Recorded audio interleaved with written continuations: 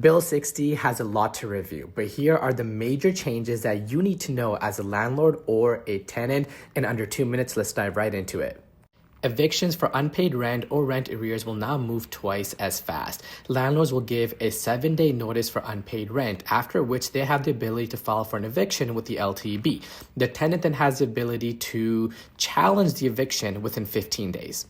The landlord is no longer required to pay the tenant a compensation in the event they want to move back into the home for their own personal use, provided that a 120-day notice is given to the tenant. Previously, a 60-day notice was required, and the landlord was obligated to pay the tenant 1 month's rent as compensation in the event they wanted to move back into the home for their own personal use.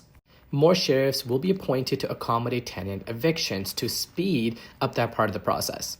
In addition to that, Tribunals Ontario is exploring the option of creating an online database in which landlords and both tenants can get blacklisted.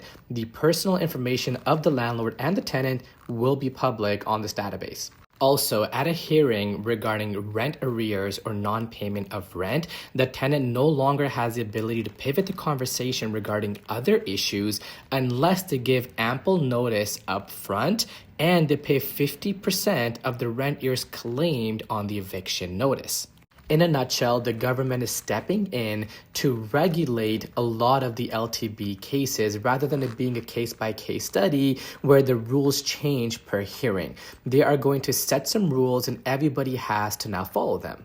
Now, please note, while the motion has passed, while the law has passed, we do not have dates as to when these changes will come into effect. As soon as I know, you will know. Just DM me if you have any questions. And in a future date, we will do more real-life case scenarios and see how the new changes will impact those common case studies.